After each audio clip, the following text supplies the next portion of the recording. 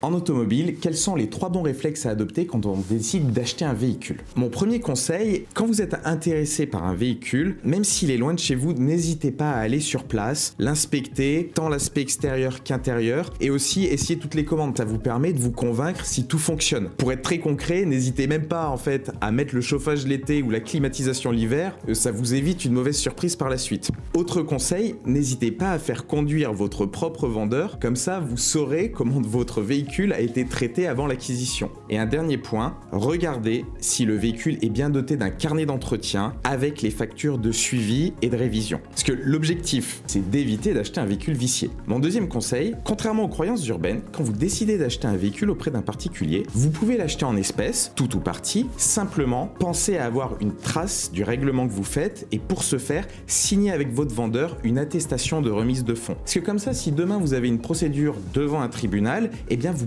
pourrez justifier du prix d'achat. Mon troisième conseil, si malgré tout vous tombez en panne, n'hésitez pas à consulter un avocat de la matière. Pourquoi? Parce que pas mal d'acheteurs qui, sans le vouloir évidemment, sabotent leur propre dossier. Par exemple, ils tombent en panne avec leur véhicule, ils décident de faire réparer et ils pensent qu'ils vont obtenir le remboursement de leur facture auprès du vendeur ou du garagiste. Et bien finalement, ça les prive d'un recours devant un tribunal. Donc c'est bien de prendre un maximum d'informations auprès d'un avocat pour être bien éclairé sur les suites à donner.